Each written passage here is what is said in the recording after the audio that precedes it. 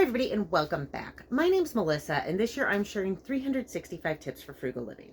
So today's tip, we're going to be going through the freezer, hence the reason I'm wearing gloves. This is not the first take, but I keep on having it get messed up and the camera accidentally falls or whatever because once I start going through it, it's going to start coming flying at me.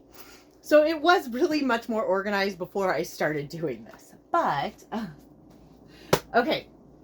So the first thing I'm going to do, I'm going to kind of try and take this so you can see.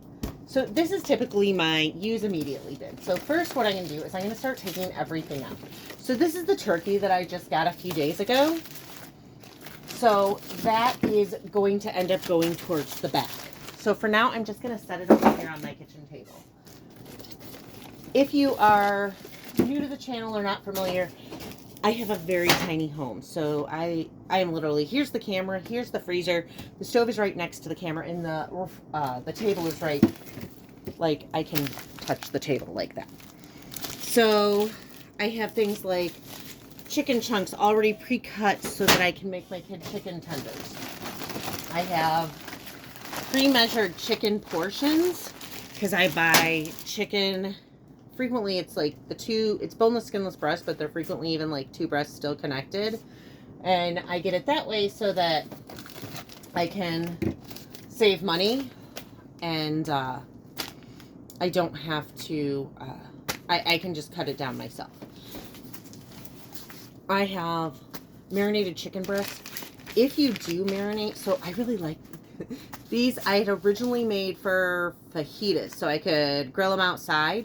But then the weather turned cold and I still had them. So what I do, you can see there's like still the pepper in there that is going to, and I don't know, you can't really see the liquid because it's frozen, but it'll all thaw and be ready to marinate.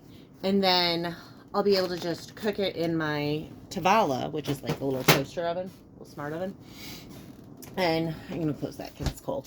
And then I'll be able to make chicken sandwiches, or if I want, I can still make fajitas or whatever. But it leaves me options. So what I'm going to do here is I'm going to take everything out so that the oldest stuff can be used first. And then some of the stuff, so like I have a ribeye steak here, and I have this chicken that is marinating. So I'm going to take both those out. And I'll show you what I'm doing here. So I go down into my fridge. I have a defrost bin. I just use one of the produce bins as my defrost bin. And that way, I always forget what's in the produce bin. So that way it's all set there. I grew up in a household where my mom never really cooked fresh meat per se. I mean, it was always frozen. So she'd buy like a whole cow and we had a deep freeze. And so she'd say, oh, well, what do you want for dinner? And, you know, like hot dogs were rarely frozen, sometimes frozen. But like all of our burger, all of our steaks, all of our roasts, all of our chicken ended up, she bought in bulk and froze it. So this is kind of how I've always lived. So the steak and the chicken will take probably anywhere from 2 to 4 days to defrost. So I will leave those there. And then I will kind of keep going through. So this is going to be my use next bin. So I have, So I have another thing of the chicken. That's going to need to be used, but I'm going to put it towards the back because I don't want to use it right away per se, because like I'll have that. So then, like, I'll want to give some time. I have pork chops. I got the pork for 99 cents a pound, and I thought it was a good idea at the time. And now looking back at it, I really kind of think maybe I shouldn't have. But, I have a bone-in chicken breast. So, I think I'm going to take this out, too, because that'll probably defrost a little more quickly than the other chicken, because it's just, like, smaller. So that'll be set. Then I'm also going to, I have a lot of stuff that's already cooked and frozen. And so like this is sausage and ground turkey that I use on my spaghetti.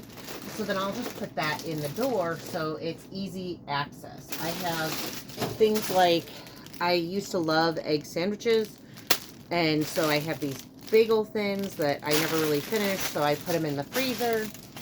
So I will try and make something with those. Maybe I'll use them on my chicken sandwiches. We'll see.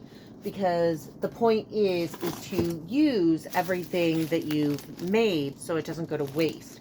And then, as you can see in the freezer, what happens is, regardless of the kind of freezer you have, stuff starts to kind of fall down. It ends up in the back, it ends up in the bottom, and then you're not accessing it and you're not using it, and it's getting wasted, getting freezer burn. So freezer burn, a lot of people think freezer burn means inedible. It's not going to taste as good, but my understanding is that it's not going to cause food poisoning. And I mean, depending on how bad it is, frequently I'll just like cut off wherever's freezer burn, and then I still can eat it, but I don't want to waste any food. So to kind of see more of what's in my freezer, you can see this summer I got this turkey breast for 99 cents a pound. A lot of this stuff was really, really cheap. So the chicken breasts were 99 cents a pound. Both the boneless, skinless, and the bone-in. The turkey breast was 99 cents a pound. The pork chops were 99 cents a pound. The ground turkey was $1.50 a pound. I have these, where is it that I put them? I have, somewhere I found here, oh, that's something that also has to be eaten soon. I have, the 85.15, when I got my ground beef, it was $2 a pound, and that's even rare. So, I'll go ahead and try and like push all of that. So I'm going to kind of go through, see what I have, look at the dates, look at what's starting to get freezer burn, and kind of move it up so it's easier to do. So like this is a trimmed, looks like it says 10.2 ounce chicken breast. I don't know if it's that big or not. I'll have to double check it. I'll go through, I'll have to make corn at some point, but this is all the stuff that is I forgot to turn the camera again. I am so sorry. So this is all the meat that I'm going to need to cook, and I'm going to kind of go through. I'll restack it. This pink bin will be the stuff that I can just pull and grab over the next week or so, and then I'll put the older stuff in the back. So, or I'm sorry, not the older stuff, the newer stuff in the back. So for now, I'm just going to pull this out. The ground turkey I just got yesterday, the day before. So that is going to go right over here so that it's not wanting to stay. So that I can, okay, I guess that'll have to stay there for now. So that I can start reorganizing my freezer so that the oldest stuff is to the front and the newest stuff is to the back, so that I can eat whatever is done. I'm only going to be buying meat in the next month or two if it is on an incredible sale. So like if the chicken's $1 a pound, anything that runs in like $1 a pound or is super cheap. I'm going to close this for now because it's freezing.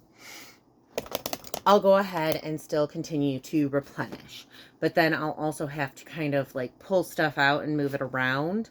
So I'll also look if it's, so for example, if the sale ends Tuesday, I will try and wait until Tuesday to get it so that I have all that time to kind of go through and get the older stuff done and just start getting it out and eliminating the waste. And then by doing this a couple of times a year, I prevent food waste, and preventing food waste puts more money back in your pocket, and you'd be surprised how much stuff you have and how much or how little you need to buy. And it's really good too, because if you saw my FIFO video, the reason why I typically keep about 2 months worth of food stocked is because I'm a really cheap person and I don't like to pay more than I have to for groceries. So by having enough stocked, I can wait till it goes on sale. However, I'm currently at the point where a lot of stuff has been about $1 a pound. So I'm kind of running out of room in my freezer as well. And it's kind of that time of year anyways. So I'll go ahead and go through and I'll start eliminating a lot of the food and getting rid of, and I mean eating. I'm not just like tossing it. Eating it away. I'll go through the pantry and get rid of anything that I don't eat anymore and donate it to a local food pantry. And that way it's not being wasted, and it's definitely beneficial to you and others. So today's tip for frugal living: go through your freezer, make sure you're digging out the bottom, eat everything that is, try and eat everything out of your freezer for the next like month or two that is between, if it's a freezer like this, a top load freezer or a side by side, try and eat everything within that's 4 to 6 months old. Anything that is in a deep freeze, try and eat anything that's 6 to 12 months old, starting with the oldest stuff first, and that way you're not wasting money. Remember, freezer burn doesn't, I'm 99% sure. I mean, I eat freezer burn food all the time, or like stuff that's got like a little freezer burn where you can like cut it off. And it's never made me sick. So, I mean, definitely check. I mean, look it up just in case. But I don't think that I think it's just a texture thing. I don't think it actually makes you sick if it's just frozen funny. So anyways, that's today's tip. Go through your freezer, try and eat all of the old stuff over the next month or so, and that way you can just keep buying affordable groceries. And that doesn't mean don't buy any groceries.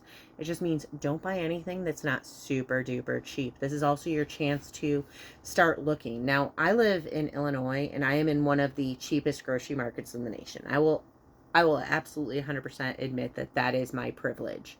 However, there's plenty of places. The Midwest is definitely more affordable in general. And then you've got, but then if you go to Florida, it's going to be twice as much in Florida. I mean, Florida strawberries during strawberry season were $2 a pound in Florida and $1 a pound up here.